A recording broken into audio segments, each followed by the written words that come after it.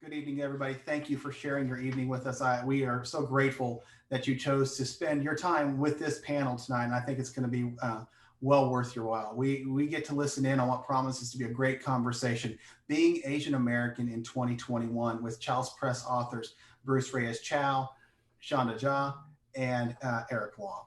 I'm Brad Lyons, I'm the president and publisher here at Chalice Press. In the books that we publish and the authors we support, Chalice Press shares stories from across the American culture, lifting up authors from underrepresented ethnicities and other groups. May is Asian American and Pacific Islander Heritage Month, and I'm honored to introduce these three authors who are going to share their experiences of what has been a difficult year and a half here in the United States for Asian Americans and the Asian American community in light of the COVID-19 epidemic and also the murder of 6 Asian women and 2 others in Atlanta in March. Our 3 panelists are Bruce Reyes Chow, a pastor, life coach, and author of several books, including In Defense of Kindness, Why It Matters, How It Changes Our Lives, and How It Can Save the World, published by Chalice Press in March. Shonda Rani Jha is a preacher, anti-racism teacher, and community organizer in Oakland, and she's the author of several books with Chalice Press, most recently Liberating Love Daily Devotional, 365 Love Notes from God, which was released last summer. She's also in the Bay Area. She's in Oakland. Bruce is in San Jose. And finally, Eric Law is an Episcopal priest, the founder and executive director of the Kaleidoscope Institute, and also the author of several Chalice Press books, most recently last year's Fear Not, Living Grace and Truth in a Frightening World. And Eric is down the coast in the Los Angeles area. I'm going to get out of the way because these 3 people have such wonderful insight, and I thank you all, each of you, for what you have done to change the world in your careers and your ministries, and I will thank you for your willingness to share those experiences this evening. So with that, I'm going to turn my camera off and enjoy the conversation. So thank you all for your time. I love this because this gives me the chance to ask you all some questions, because you, I think you both know, are a couple of heroes of mine. How has this Asian Pacific Islander Heritage Month felt different to y'all, or has it? Well, first, I think even before we jump into there, so I'm actually in Palo Alto, but I'm very close to San Jose. And if you've been following the news today, there were 9 people shot and killed not far from where we are, maybe about 30 minutes from our home. And just to acknowledge, the nature of the world these days. And for those of you that track with me and have conversations with me, we're deeply involved with anti-gun violence and working towards that. And my family's been deeply touched by that. So I don't want to take any silence or anything like that, but just to acknowledge that there's a lot of trauma happening in spaces always, but especially today as we hear of another shooting, this time nine people and their families and a community that's grieving. So anyway, wanted to make sure we mention that in the context of our space today. But I'll just start with, since I'm already talking, it has felt different this time. I think that the nature of conversations about racial reconciliation in our country that have been taking place, especially over the last year, and even beyond that, we think about 7 years ago and Michael Brown, and just kind of as things have been progressing, we have seen much more visibility, much more willingness for people to step into spaces around AAPI, racism and violence, and things directed towards the AAPI community, which is, I think, inspired. I think the positive part is it's inspired deeper conversations that I think folks have had. I think it is, as you and I were talking at another event, is ignited people who maybe were on the fringes of knowledge and intellectually understood.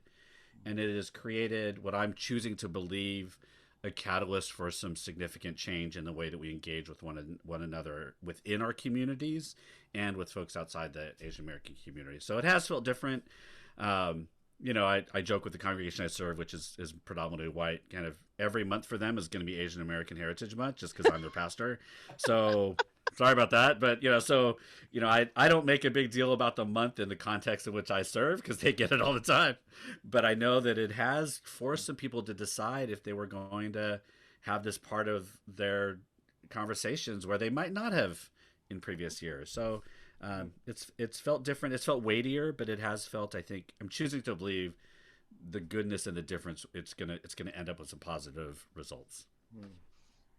See, for me, it's mixed feelings of, I mean, once a year the spotlight is on API, AAPI, and growing up as Chinese American, I get the feeling that I do not want the spotlight in the country, because whenever that happens, violence happens to my people, and because we're being blamed.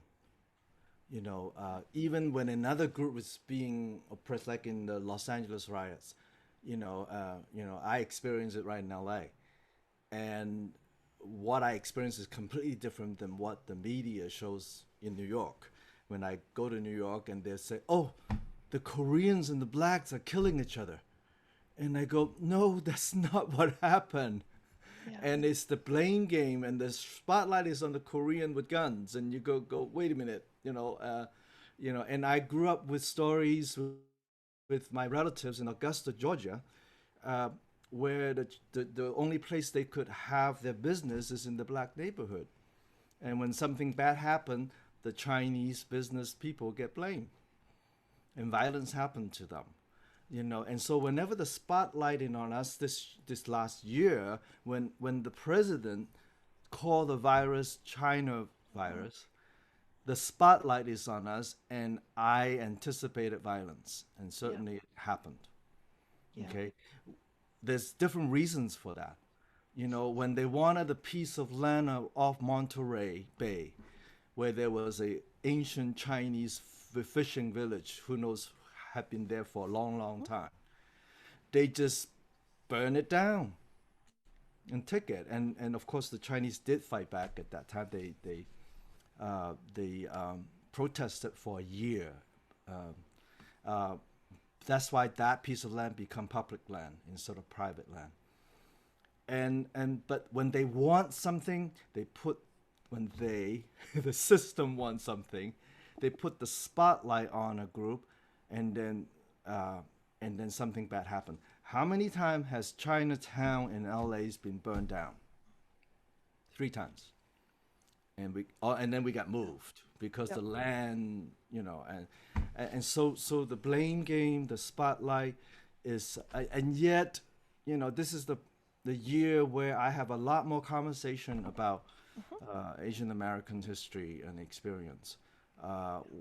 People kind of like, I didn't know that, and kind of go, okay, so Yeah. and so that I have this mixed feelings of being in the spotlight, and the fear that comes with that. Well, I think that's one of the challenges right now, right? Is for so many of us within the Asian American Pacific Islander community, we did get that message that in order to stay safe, stay invisible, anytime they notice us, it's because they're coming for us. If we stay under the radar, we'll be okay. But in that process of staying under the radar, we were experiencing, Bruce was joking the last time we talked about, not microaggressions, because they're not that small. They're aggressions. So we were constantly swallowing all of these things in order to not bring undue attention to ourselves. And yet the attention always shows up because it was never about keep your head down. It was, we will ignore you until we find it useful to demonize you. And in the meantime, we will always treat you as outsiders in whatever ways that serves this broader system. So yeah, I think it's a real interesting moment where people are like, oh, we had no idea. And we're like, yeah, that was the idea. And yet how well has that served us? So I find myself wondering, what responsibility we have to kind of name what we've gone through versus to name what we want to be creating instead. I don't know. Well, I mean, I think it's interesting, right? It's called Asian American Heritage Month as opposed to history, right? Right. And October is, the Filipinos out of FONS, which is the Filipino American National Historical Society. They started, and it was very clearly Filipino history, Filipino American History Month. And so it has a different tone, a much more, and we talk about Black History Month. I mean, there's a sense of what you're supposed to do during that month. And I think Asian American Heritage Month, I was on a call, a conversation, and there was a group that really wanted to dig into the historical instances of racism and make sure that we were all bringing that stuff up. And others like, well, yes, but it's also about our culture and our food and our dance. And, and I think that's an easier, palatable way to celebrate a people than when you talk about the history and you're deciding we're going to name the things that happened in the past, both positive contributions, but also here's the awful things that have happened to a people that don't get pulled out as much when we start talking about heritage. I think that heritage feels, for me, this is why I'm always a little queasy when Asian American Heritage Month comes, because it's like, okay, it's almost permission for us not to talk about the difficult parts of Asian American culture and dissecting it and looking at the history. But we can do the food. How many gatherings in schools was like, bring your favorite food, which I'm not against that, because I like my people's food. Why do you hate my samosas? Exactly, but it's like, it's kind of like that's like the easiest thing to go to, right? It's like, well, let's just put all the different dances, put all the foods, but let's not talk about and teach the history that is so invisible for our people and our various diaspora of Asian and Pacific Islander experiences that we don't get pulled into this month unless we force it in. And so, I think that's another piece when May rolls around, other than it's my birthday, y'all. All right. May is my birthday month. So that's always a good thing. Happy 40th. That always, thank you. I'll just take that. I'll just receive the affirmation. Mm-hmm. Yeah, anyway, so there you go.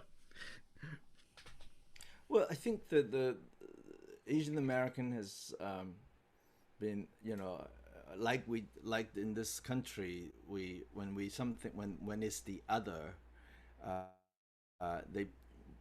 we get put in a box. Yeah. And in my book Fear Not, I talked about the typology of the system, where some groups, individual groups, push into what I call a fear bearer. That means your job is to bear and swallow the pain and the suffering and that there are clear lines that you don't cross. If you cross it, bad things gonna happen.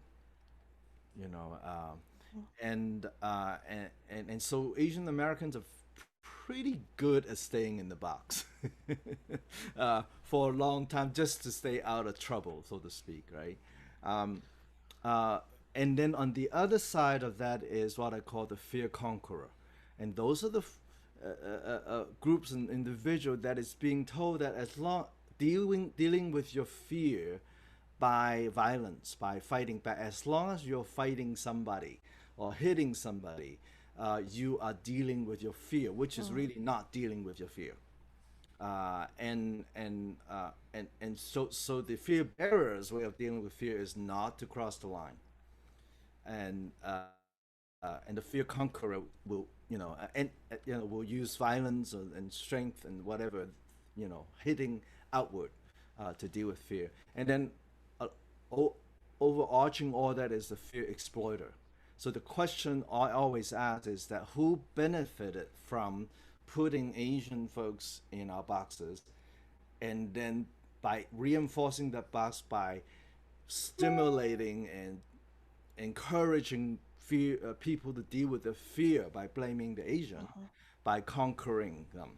That's why all the violence are happening. Yeah. So we're playing out this ancient story. It's like Pharaoh saying to the Pharaoh's Egyptian, saying that the problem with our country is the Israelite. They're growing too fast. They're becoming too rich, and you need to do something, or else they're gonna take over. They're gonna take over, and that's justified them putting Israelite into slavery. That's an ancient story, and it's being played out over and over and over again. And we need to ask the question: who are the pharaohs? Who are the ones that benefited from, from excluding Chinese immigration for 75 years? And therefore there's no Chinese named street in California. Okay. Wow. Okay. And who benefited? Then we begin to name what the issue is. And and who gave us the name of Asian American Heritage Month? And I'm sorry, Bruce, you had to hear me say this yesterday. I think this is so important because in the midst of feeling like this is just such a random conglomeration of people, from countries that add up to, what is it, 2.5 billion, maybe almost 3 billion people, right? It's such a broad assortment of people. I think it's worth remembering that Eric, when you said, Asian Americans do a good job of getting into the boxes that are created for us, I think that that's true. And it's also, and this, I've heard you speak about it, and it's also not true. It's the story that gets told about us instead of, and sometimes by us, unfortunately. And so there's something worth remembering about the fact that Asian American was an intentional political identity created by folks trying to build power in solidarity with the burgeoning Latino movement and the burgeoning Black Power movement, so that we could say, here's who we are as a political group. Y'all lump us together anyhow. You can't tell us apart.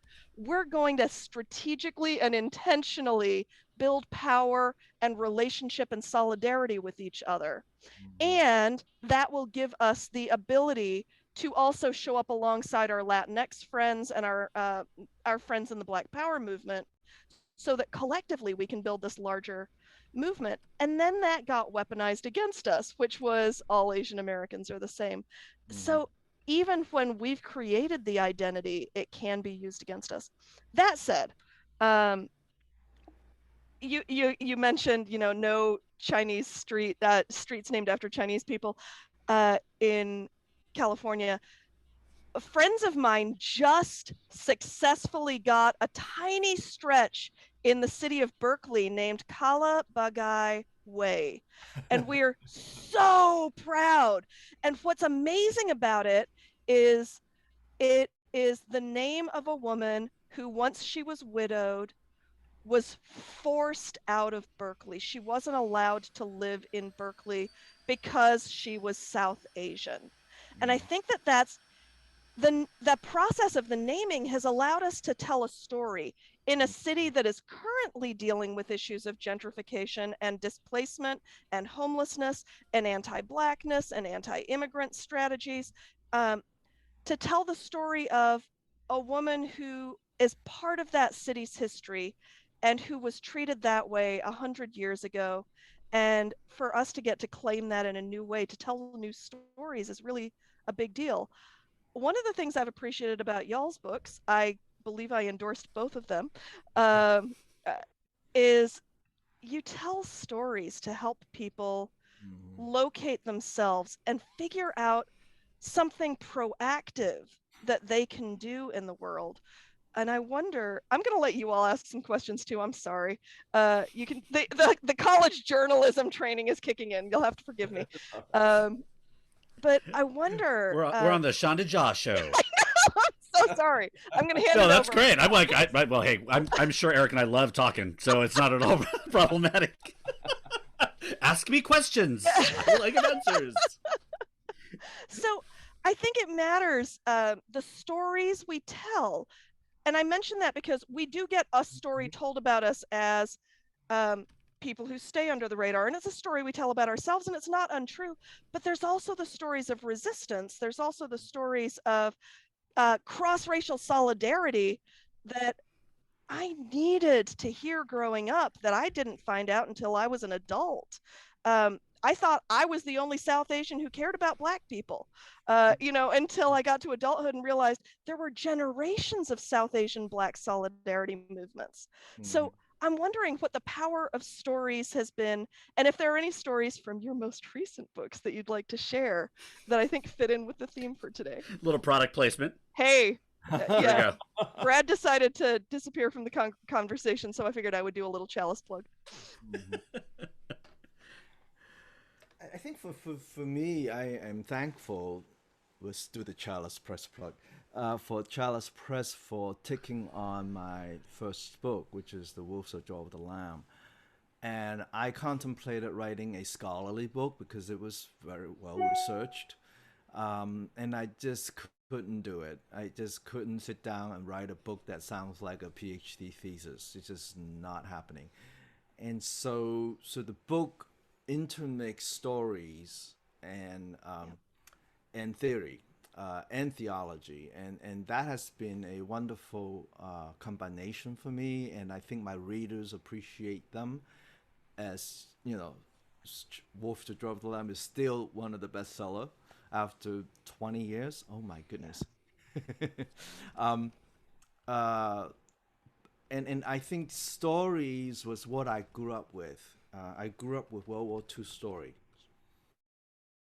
of my father escaping from war, how the family survived by chopping up the only edible things in the yard, which is a papaya tree, and they ate the whole tree, the trunk and all.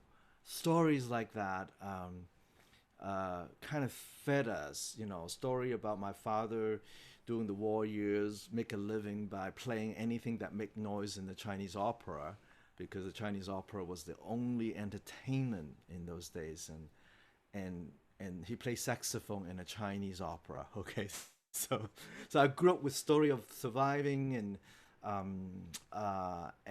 that, and those stories are the ones that and many of you knows that I tell mother's story a lot in my writing. And in some way they were universal. They also reflect what I was writing about in terms of often about the tension between individualism versus collectivism. That I came from a mindset of being part of a whole, and that's a very different approach to writing and different approach to dealing with the issues that we're facing. And I look forward to the moment I walk into my mother's apartment where I can be myself, because everything in that place knows who I am, and I don't have to pretend. And that collectiveness allows me to go out and be an individual, right? And I think that's one of the things that why are there so few deaths in Hong Kong with COVID, one of the densest city? Right. Because we're collective thinkers. When one person says wear masks for the goodness of the whole, everybody wear masks for the goodness of the whole. No one questions that. Whereas we're dealing with this mess in this last year and a half where at least 1/3 of the population is saying, I am an individual, don't tell me what to do, right? Yeah. And that tension, and I think that's the kind of story that we Asian Pacific, wait a minute. Asian Pacific Islanders, you got it, yeah. Most of us are coming from that more collective. And then, of course, they say, they live like pigs, 20 people in a house. Well, that's what, and that kind of collective way of being, way of thinking is often put down by in the U.S. And what I'm writing about is that maybe the saving grace for our country is to learn this collectivist way of being together and thriving together. So, yeah. Sean, I want you to answer that question because your books are filled with story. I mean, you have 52 of them or 365 of them in the next one, but I mean, so I'd love for you to answer that question. I'll certainly answer too, but I'd love to hear how would you answer your own question? Yeah, well, it's interesting because I think, I mean, Eric, to your point about that understanding of the collective, I think I often I am a deep practitioner of liberation theology, and I came to that by way of Black liberation theology. And so I have no qualms about saying I understand Jesus as a Black man. I also understand Jesus as Asian, and literally where, you know, Judaism and Christianity and Islam were born are in a part of Asia, although people don't necessarily always think of it that way. And there's something about the fact that the Bible is a collection of stories of a people, not of individuals so much, although those are the stories that stick in our mind, because as children, that's what we're capable of understanding, is these individual characters. But all the stories of the Bible are about a people, a collective, a community. And it makes sense because the stories were written in a space that was oriented towards collective well-being and community well-being. And so that was kind of, no one will notice it, but I think Liberating Love was actually the most Asian book I have ever written, because over and over, I'm telling the story of how God shows up for a people, a whole group of people. And I think that that's a culture shift for this country, but it's a reclaiming of what it actually means to be a Christian in the earliest sense of that word. So it's been really fun to get to lean into that way I was formed and realize, oh, that actually puts me in alignment with my faith rather than outside of it, the way I was always kind of trained to think of myself as not quite getting Christianity right. It turns out I was getting it way more right than the people who taught me. Right. I'm just kidding, because the people who taught me were very generous and collectively oriented people. We just lost all your professors that were watching this. They're like, I'm out of here. How dare she? I once said in a lecture of a professor talking about Philemon, the book, and spending 45 minutes on whether Paul was supporting slavery, splitting hair, basically. Of course. And I often open my mouth in these things, and I raised my hand and said, well, you know, if you read Philemon from an Asian mindset, from a Chinese mindset, you'll understand perfectly what Paul means. And then I shut up. It really is true, because Christianity took a major detour in Europe and back. And so much of our theology has been individualized or Germanized or, you know, anglicized, you know. Whereas if you skip that step and listen to scripture as an Asian wired brain, it comes out completely different. And you have to kind of shed that in order to get the story. So you're right that yes, and yet we're often told that you're not doing it right. You know, so. Yeah. Bruce, do you have any thoughts on any of that? Yeah, sure. I mean, I was raised in a Filipino American congregation that was made up of people who came from the United Church of Christ in the Philippines, who were branded as communists and were always working with the poor, and they were rebel fighters during the war. And my church was formed out of the farm workers' strikes. And so these stories were just part of, like, this is just what the church does. We just are trying to uproot institution and systems. It turns out that's not what the church always does. And right, you step out of that and it's like, oh, you went to that church. I'm like, yeah, I don't know.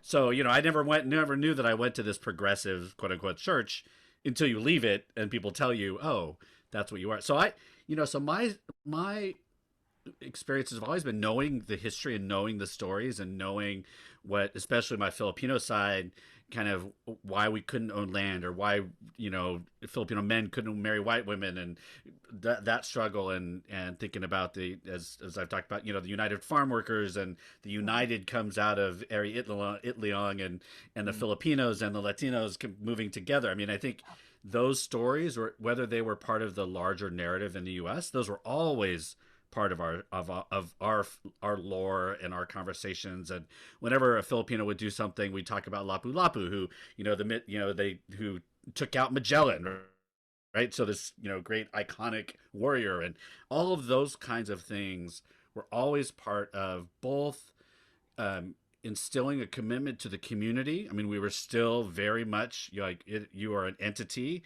and you got to fight for stuff. I mean, it was this, and like, so, and so those were not held in opposition. They were sometimes in tension, sure, but not really as this.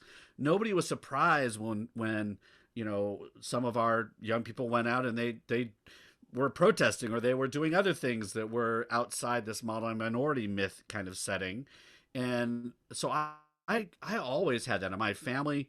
My grandparents were always super supportive. My mother was a kind of a role model in that, veering off in different things and all that. So for me, it's always been just the people that surround. I am so grateful for having a church experience that was loving and kind and true. I mean, it was certainly had all the stuff, but I come out of that, I think, as a formed human that understands myself to continually be teachable, I hope, and that we step into the world and we step into these spaces there where there's injustice, and we try to right it as much as possible. I mean, that's really kind of all of the stories of people in my world, and especially my upbringing, that always inform me. And I tell a few of those stories in my book as well. But yeah, I don't know. Do we want to take? There's people popping questions in There's the a couple chat of questions. and things. Yeah. I don't know, folks. If you want to throw stuff into the chat, it's easier if you put it in the not in the chat. Sorry, put it in the Q&A so we can kind of track. But that would be great. I'm just going to jump in and ask Bill's question. Is that cool? Great. Mm-hmm. Sure. So Bill Cruz, you ask, and I'm going to say it just because we're recording this for those who are watching later. How do we bring awareness of AAPI culture without people in these communities at risk of the blame game or being demonized, instead of honoring, learning, celebrating? Like, how do we do this API culture awareness piece well, right? I mean, if we want people to know about AAPI folks, what do we? I'm hearing, Bill, how do we do this well? Like, if you could write the curriculum for the world, what would we make sure is in it? Haha. And it's an interesting question, because I think so much of my brain space, and I know this is true for you, Bruce, and I think it's true for you too, Eric, recently has been about some internal work we're trying to do to make sure that the API community is also aware of the experiences of Black Americans and the experiences of Latinx folks. And we're barely, honestly, beginning to do the work of connecting with our Indigenous family. And so while that question matters to me, the one that has been taking up most of my brain and my heart space is, how do we do deeper work building relationships across communities of color? Right. Because, I mean, I think what we were talking about in some other conversations is that we ourselves, and I'll be very careful, like, we may have some internal family conversation in our in our fishbowl right here that does not give permission for some of you that are watching this show to go out and begin to kind of, anyway, so I just want to make that very clear that we may I hope the takeaway isn't, you know what I learned today? Asian people are racist. Exactly. Yeah, exactly. Yeah. But I mean, I think and it goes back to that heritage history thing, right? I think we have people that don't want to dig deeper into the history, because it's going to force those of us that have thriven, who have done well in white adjacent spaces, to question our very, like, I mean, I'm sort of a predominantly white congregation. I love this congregation. I think they're great. But, you know, and Presbyterian Church USA, you know, the Episcopal Church, the USA, I mean, we're in these spaces that, you know, we've benefited from, and we're challenging them at the same time. But I think there are a lot of people that don't want to do that, because you start taking those next few steps, and that becomes a question of where is the solidarity? Where are we asking for liberation at the expense of others? The expense that's of one of the others. things, right? When it becomes at the expense of others, is it really a liberating act? Is it really, Right. we again, I'll just say one, the anti-Asian hate law that was just signed, right? That's a great example Yeah. of something that feels really good on the surface, and there are great words being spoken, and even moving words and images and ideas. But then you look at how that bill is written, and it is built on anti-blackness and an increase in carceral solutions, and it's increased funding to law enforcement, and so that tension within the Asian community is real, and we have to do that internal work ourselves before, almost not even before, but alongside of helping other folks think more deeply about who we are as a community. So that's a lot of stuff all at once there, y'all. But there you go. I mean, the putting groups at risk is always an issue, right? The historically oppressed group are always, and there comes a time that we can't take it anymore, that we go out, right? I think I will tell a story. Back when I was in college at Cornell, I arrived 2 years after the black student took over the student union with guns. That made national news, and we kind of live out the legacy of that. And then I arrived as a immigrant, been only in this country for a year and a half, 2.5 years, and then ended up at Cornell. And for that first year, we were kind of, what are the African Americans doing? There's Cornell was very progressive. There's a special housing for Native Americans already in 1974. Okay, and I said, why are they segregated? And I was playing out all the white assumptions about this group, and then we were put into a support group for 2 weeks with African American, Latinx. We don't have those terms back then. Right. All the Asians and Native American in the same space, and we got to know each other. And then we supported each other, survived that year, I mean, we might be product of affirmative action, but once you arrive, you're on your own to survive, They don't give us any more favor after that. Over the summer, the director of that program, an African-American woman, was fired. And we knew why. Because she was speaking out, she stepped out of line. And so that when we arrived that fall, all of us got together and took over the administration building with no guns. And there were, and all the Asian students, almost all the Asian students were there, that was part of that group. So that I would not have do this alone, right? But then this collective idea of not just Asian, but also with the other historically oppressed community, that in that collective we find our voices together, but without lumping it all together, right? There's certainly there is a danger of that, right? Yeah. But that's and that's one way of protecting folks, by approaching this in a collective ways, in all kinds of forms, right? We tend to think about activism almost as an individualistic thinking, and I think we need to rethink that, and that often get us into trouble when the collective isn't moving, and there's individuals that are doing things that are contrary to what the collective has agreed to. Like destroying property when we have agreed that we would, be peaceful and nonviolent, right? And I think as an Asian person, as long as I know the rules as part of the collective, I'm good.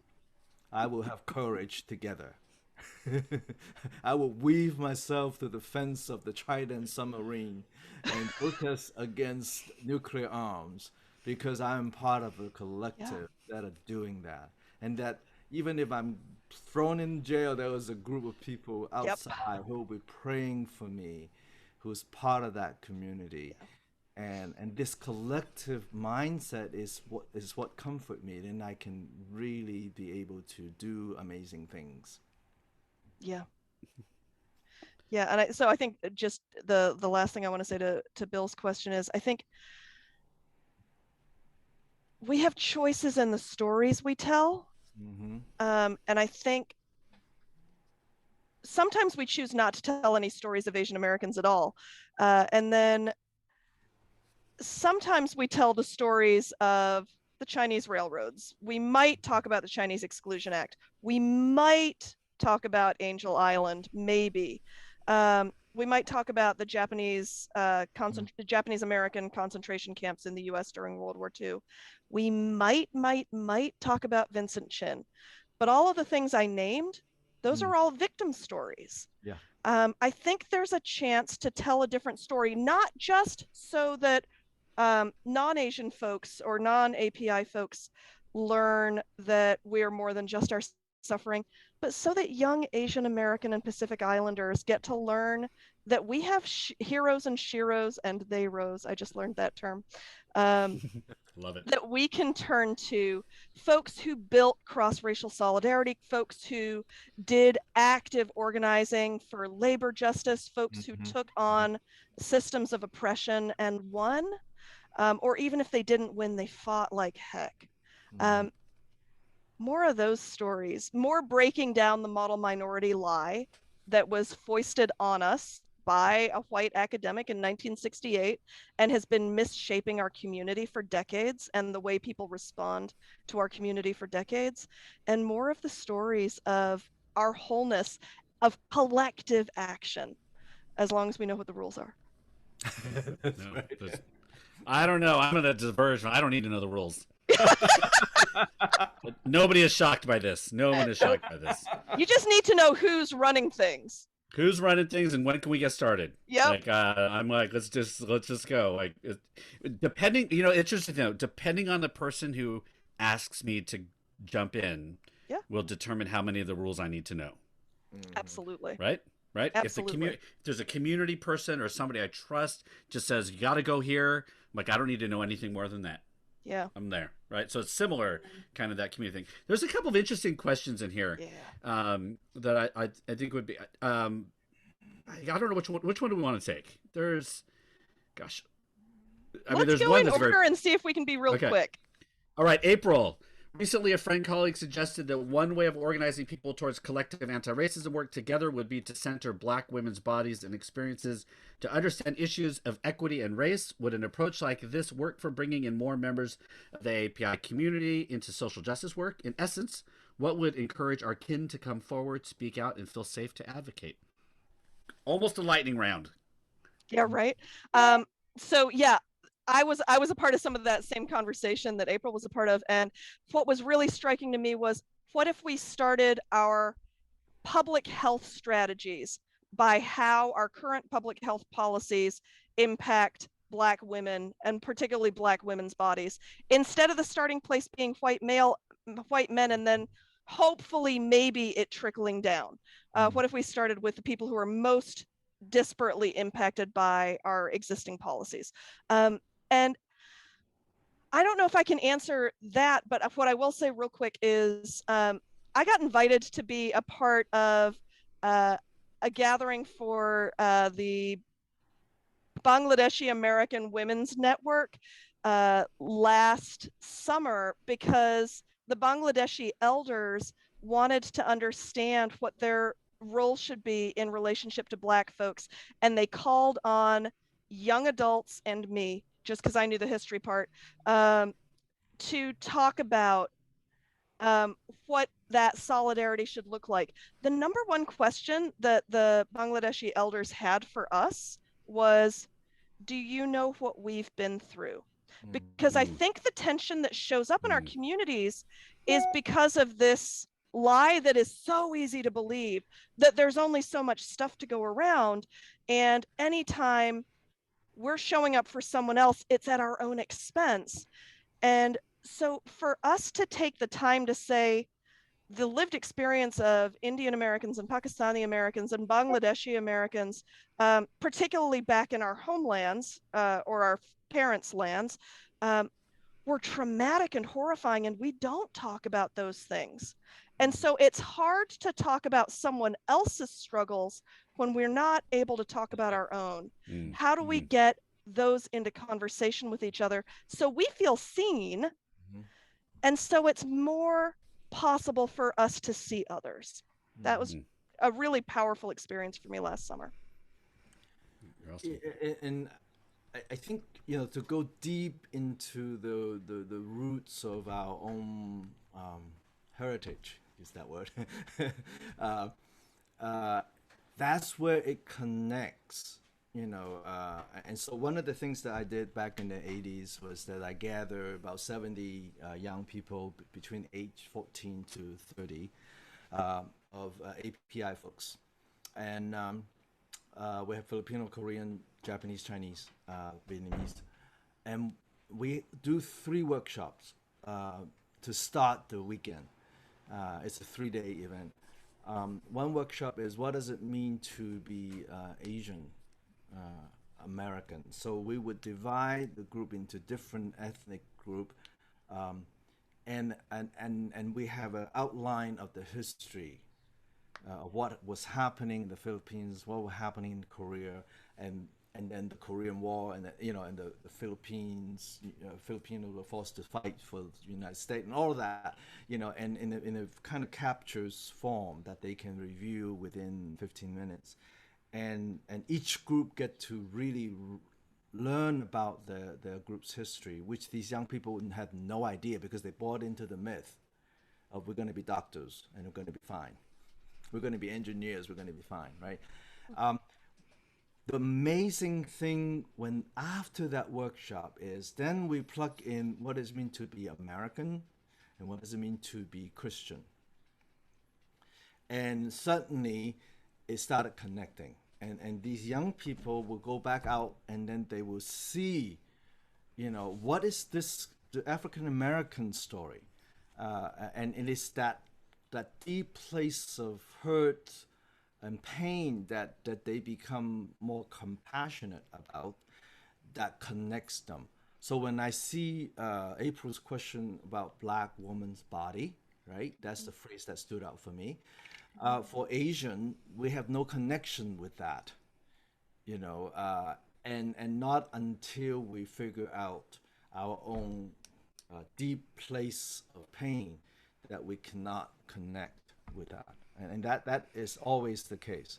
And that's why, looking at our oppressive history is important, along with learning about what makes us strong. And also, Asian American do have our strength of gifts of connection.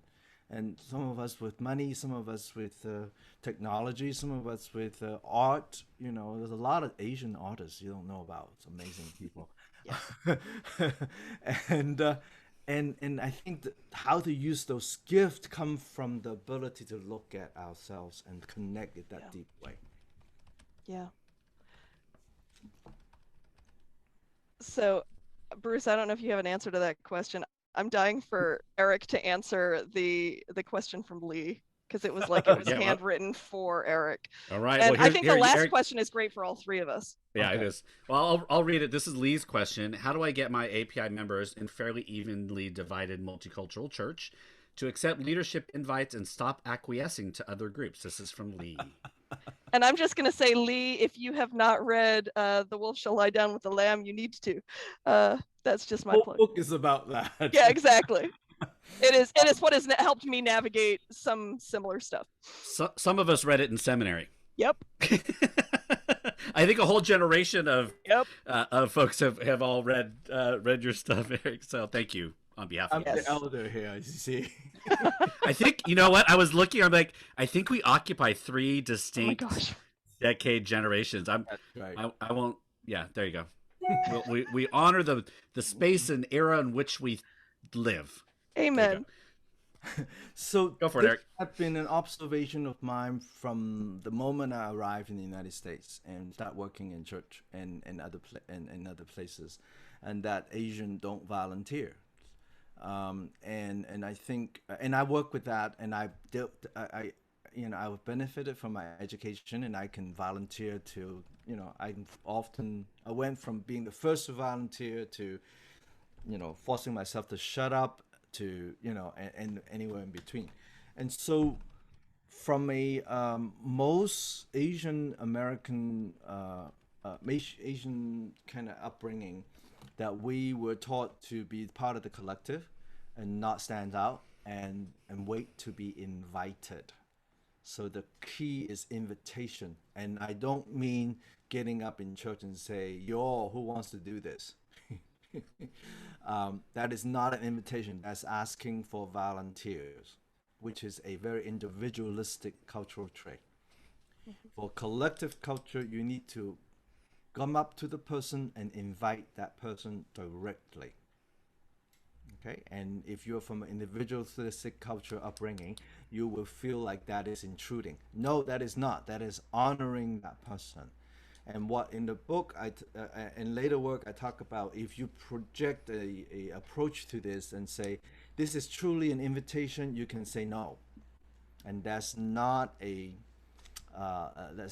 statement about anything except you're not ready or you don't want to do it. And if the freedom to say no, and then the direct invitation will guarantee you getting AAPI people to take leadership. Back that up with, I will give you training, I will give you support. You will be working with a collective. You're not alone. Yeah. So Yeah. direct invitation, provide a collective support. Yeah. Guarantee. And of course, you got to look up mutual invitation when you read the book. Mutual invitation is the most amazing little process that will directly address that issue, Lee. Yep. Does that help? I'm talking cold to those who've read the book. No, but mutual invitation is something that folks need to learn. It's a really valuable tool in the tool chest. And I force it upon every group, every small group I get forced in. I force it upon people, and I know that you've made it, Eric. When some people are like, "Oh, mutual invitation," like right where you reach that point where people are like, "Oh my God, they're gonna know another one of these mutual." But I'm like, we're gonna do it anyway because I don't care because it works, right? It works even if there's resistance to it. Mm-hmm. It works. It works. I want to address that question too, as somebody who's been pastoring churches. Please. Right? I think part of it is what kind of structure you're inviting people into. This is for young adults. It's for other kind of communities. Are we reinforcing a structure that we learned and that's the only one we know, and so that we keep doing it, versus gleaning and discerning from the community that you're asking to step into those spaces, what kind of structure actually feeds them, and what does invitation look like, and what does service look like, and what does support look like? I mean, I feel really proud that I've been able to get young adults to lead churches, right? I mean, busy 30-year-olds, professionals, parents who we all say are never willing to do it. But that's because we're asking them to step into models that are built off of a different time. So, I mean, I think that's one of the things that's beginning to think. We've been told, though, that we have to wrap up, I hear. So we'll do the last question very quickly. We'll each take 1 minute, and then I think we have a special thing at the end of this, right? So, oh, that's right. From anonymous attendee, you get the last question, and the rest of you, we won't be able to get to them, but apparently I'm seeing that this will be recorded and shared out, so you'll get to see it all. So the question is for all of us. The three of you do so much to teach, educate, lead white communities, church, and anti-racism and community and justice building work. Well, thank you. Where do you give yourself space to feel what you feel about the things that affect the AAPI community so closely, especially when it may be the very white people you're teaching who may be part of the issue? Ooh. Lightning round. Shonda, why don't you go, then I'll go, and then Eric, you can close because you're the special thing. The special attraction, that's right. Yeah. So I will say I am really, really grateful. Let me say this. I was talking to there's a network I'm a part of. It's called the Alliance of South Asians Taking Action. And it's a network that was born out of actually a movement of Dalit women who were bringing attention to the harm that upper caste South Asian slumlord was doing in Berkeley 25 years ago, and has continued to be engaged in a lot of work. We do a lot of work with South Asians for Black Lives and so forth.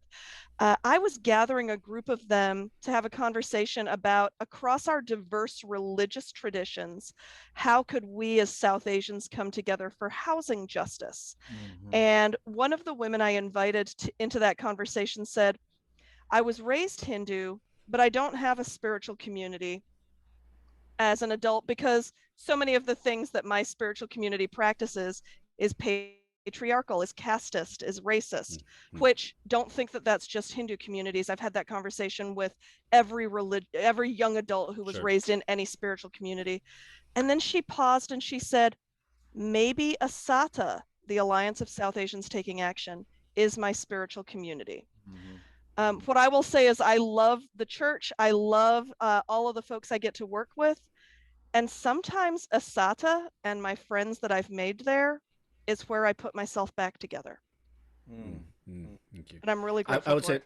I would say very similar to you. I have the places. So, you know, we're some of us are really active online and social media and everything. And people are like, gosh, you share everything. I'm like, no. Like, I just have to remind people that I may feel like an open book and people know me and all those kind of things, but I promise you there are places that I've carved out to take care of my own spirit. Otherwise, we would just disintegrate, disappear. Yeah. And so I go to those places that are both multi-ethnic and multicultural, where we have agreed upon rules that have been bounded and binded by years of relationship that we can just be. And then I have my venting communities where we can just hop on. Of course, none of us type anything or put it online, but where we just gather and are able to just process stuff. And so conscious about those kinds of things. So that's how I do it. All right, Eric, you're up. All right. I sing when and it reconnects me with, and many of you know that I'm a songwriter.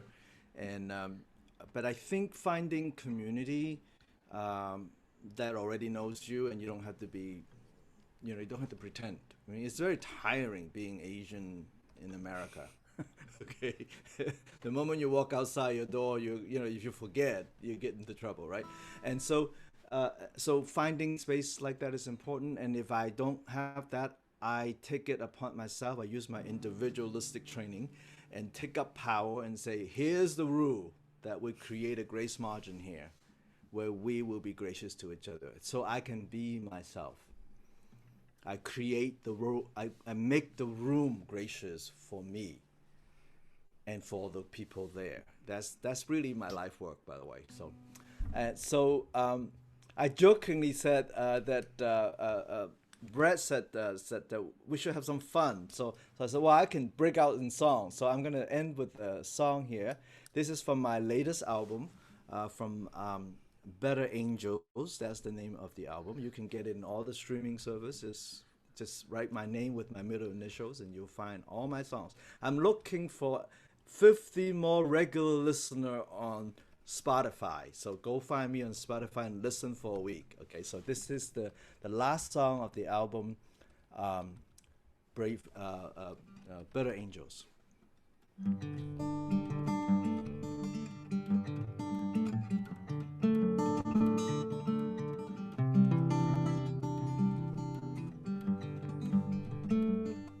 When the birds are singing to the morning air, and the trees are whispering to the gentle wind, I know you're here. When the sun is reaching out to touch my skin, while the wind is fingering through my hair, I know you're here. Come, fill me with your spirit, and come, Fill me with your grace. I love you. When my friends surround me with a warm embrace, and the healing power rushes through my frame, I know you're here. When the sound of music softly calls my name, and my breath becomes a song of praise, I know you're here. Come, fill me with your spirit, and come, fill me with your grace. I love you.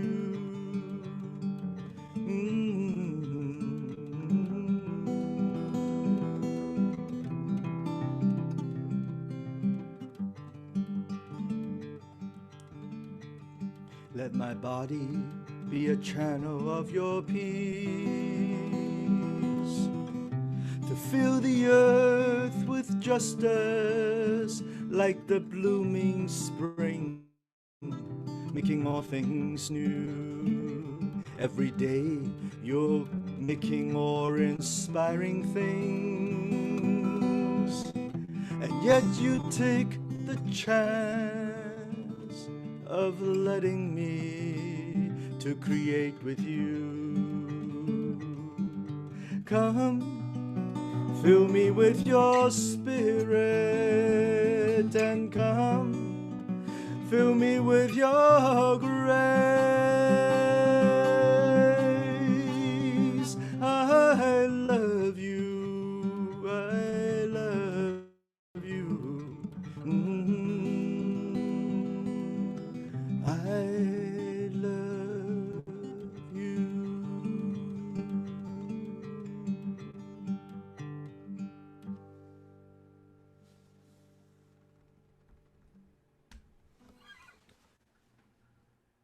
I hate to butt in here now, but here I am as we hit our hour. I am so grateful for this conversation. I've been so grateful to get a chance to sit back and listen to these three folks who sound as though they have been having this conversation for decades, even though they're all in their 20s. I am grateful for the time and the wisdom that was dispensed tonight. So you can find links to each of these authors' websites on chalicepress.com. You can find links to purchase their Chalice Press books there as well. And we want you to continue the conversation. All of these folks are happy to engage in conversation anytime, anywhere. Keep it civil, and they're going to talk to you forever. I'm so lucky to know each of these folks and grateful for this time tonight. So that brings us to the conclusion of this evening's work. Thank you again. We will be posting this on the Chalice Press YouTube channel. Hopefully here within a few days. We will probably send a link out through Eventbrite, how you got your link to this event tonight, and also through the Chalice Press Facebook social media stuff, and probably also through an email link later this week, early next week. So Shonda, Bruce, Eric, thank you all for your time. Have a great rest of the week. Have a great, safe Memorial Day weekend. And keep thinking as a community. How do we serve each other and help each other in these challenging times? Thank you so much. Great. Good night. Thanks for having us.